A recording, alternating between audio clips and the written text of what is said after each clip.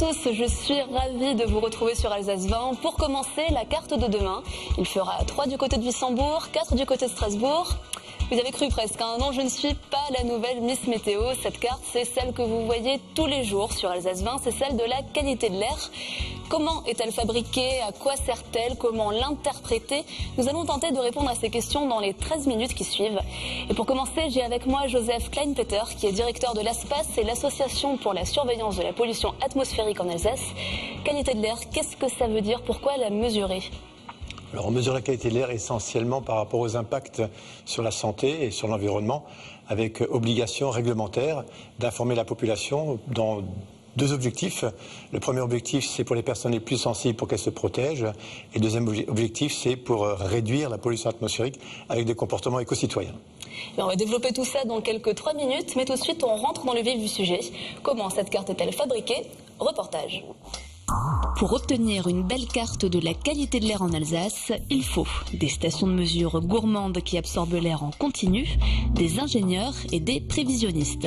En voiture, hybride bien sûr, direction une des 25 stations réparties dans des points clés de la région, campagne, ville, plaine, montagne, autoroute, parc industriel ou quartier résidentiel. Là, on va dans une cour d'école dans laquelle on a implanté une station de mesure, donc sur Strasbourg.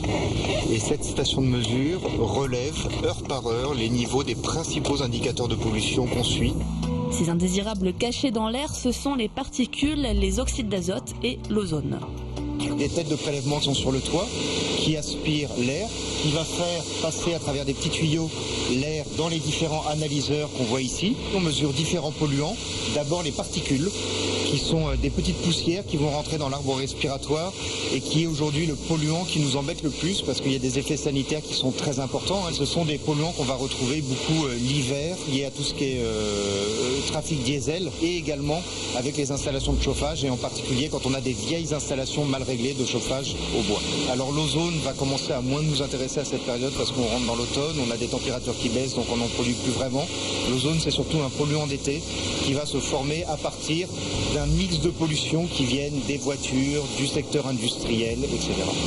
12 000 données sont transmises chaque jour au siège de l'ASPA à Schiltigheim, puis analysées et combinées aux données météo afin d'établir une prévision. Ces gens-là sont donc les seuls à souhaiter la pluie. Ils lessivent les particules et les nuages, ils limitent l'ozone. La prévision est basée sur un indice de 1, l'air est très très bon, à 10, très mauvais. Donc cet indice est calculé par rapport à la concentration dans l'air ambiant de 4 polluants.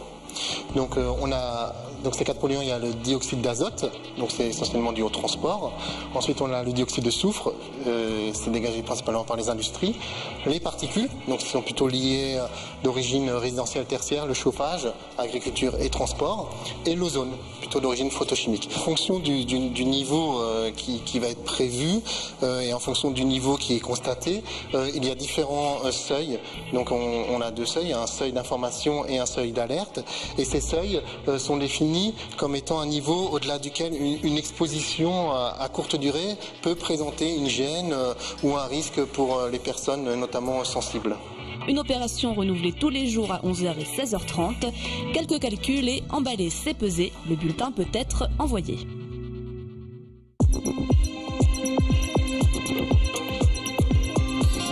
Derrière nous, le bulletin de prévision de demain est en train de se terminer. On vient de le voir dans ce sujet, comment il était fabriqué. Alors, est-ce que l'Alsace est particulièrement exposée de par sa situation géographique à la pollution atmosphérique ? Oui, il y a 2 éléments qui comptent en Alsace. C'est d'une part, on se trouve dans le fossé rhénan, donc c'est une vallée encaissée avec des masses d'air qui se dispersent difficilement. Et l'autre élément, c'est que la densité de population est assez grande. Ça veut dire qu'on a 2 même à 4 fois plus en pleine de population au kilomètre carré par rapport au reste de la France.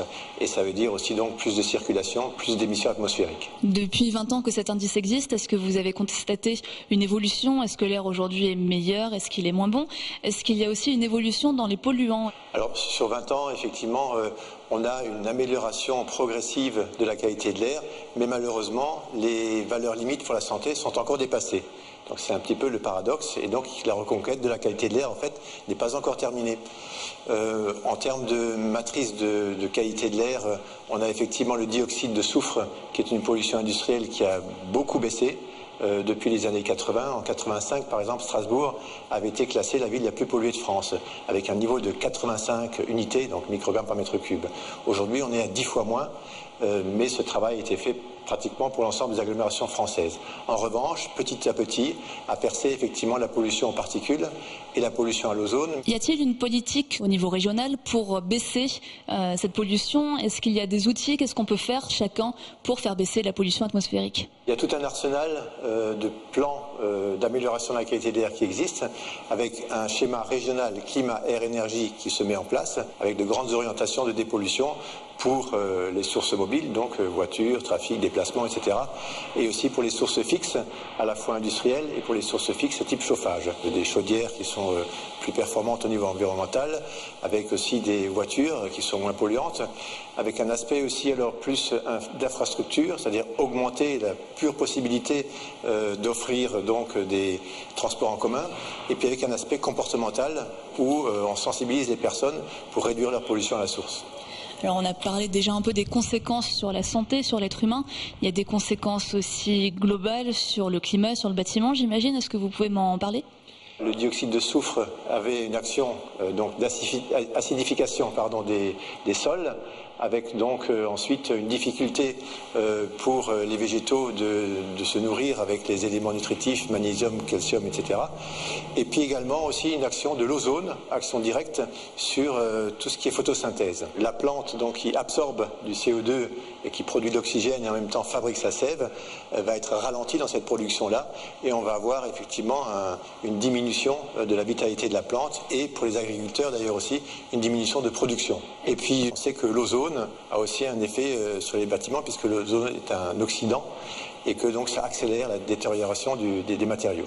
Donc là on a parlé principalement de qualité de l'air extérieur, mais je crois qu'il y a la qualité de l'air intérieur dont on parle également beaucoup en ce moment, puisque c'est là qu'on passe finalement la majeure partie de son temps. Est-ce que vous pouvez me dire quelques mots sur les enjeux aujourd'hui de l'air intérieur? C'est assez méconnu.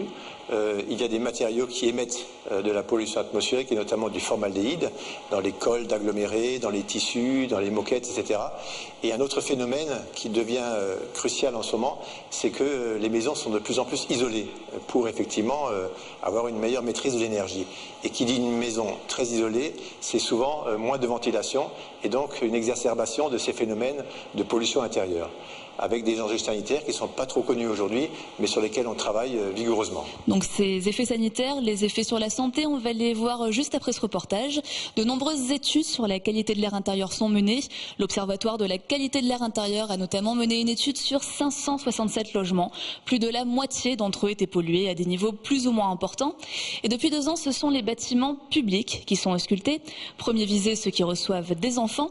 Je vous propose de revoir ce reportage que j'avais tourné il y a quelques mois dans une crèche du Bas-Rhin. Analyser la qualité de l'air intérieur dans les crèches et écoles, c'est l'objet d'une campagne pilote menée à l'échelle nationale dans 300 établissements, dont 11 en Alsace. Objectif, mettre en place un plan de surveillance de l'air dans les lieux qui reçoivent du public, une mesure inscrite dans la loi Grenelle II. L'objectif est de tester le protocole pour 2 types de produits, le benzène et le formaldéhyde, ainsi que pour vérifier, avoir un indice pour l'aération qui est le CO2, que le benzène est un irritant et le formaldehyde est un cancérigène. Et on peut les retrouver dans un certain nombre de produits de la vie courante, aussi bien au niveau des peintures, au niveau des fuels, au niveau des plastiques. C'est quelque chose qui est présent, et l'objectif est de voir si les installations actuelles sont aptes à l'accueil et la présence d'enfants ou même d'adultes sur ces différents sites. Cette campagne est pilotée par l'ADREAL, la Direction régionale de l'environnement, et réalisée par l'ASPA. Les mesures sont effectuées sur 2 semaines, une à l'hiver et une au printemps. Dans chacun des sites instrumentés, on met en place des petits capteurs. Donc c'est des petits capteurs passifs, l'air passe à travers et va se fixer sur une cartouche, et après on analyse la cartouche en différé dans nos laboratoires. Et à l'issue de la semaine d'exposition, on a le niveau moyen, donc pour les cartouches bleues de formaldéhyde respirées par les enfants, et l'autre cartouche donc suit les niveaux en benzène, donc produits issus essentiellement de la combustion ou des matériaux de construction. 11 crèches ont été sélectionnées en Alsace selon des critères de représentativité, milieu rural et urbain, proximité des routes, bâtis récents ou anciens, et sur la base du volontariat.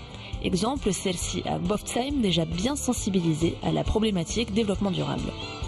Cette campagne de surveillance de qualité de l'air pour nous a été un plus dans notre réflexion au niveau de tout ce qui pouvait être éco-citoyenneté et développement durable. Comme c'est un bâtiment écologique et que notre travail avec les enfants tourne autour de ce sujet-là, nous nous sommes inscrits très volontiers dans cette démarche-là. Les résultats seront étudiés tout l'été et connus dès l'automne. Alors ils sont invisibles, impalpables, souvent inodores, mais les polluants présents dans l'air intérieur sont loin d'être inoffensifs. Moisissures, polluants chimiques, acariens, excès d'humidité sont autant d'éléments allergènes, pouvant déclencher ou aggraver de l'asthme allergique et des maladies respiratoires.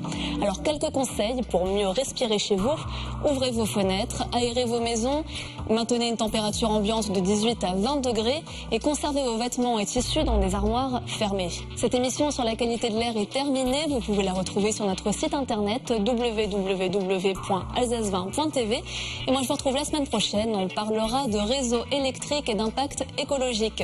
Bonne semaine sur Alsace 20.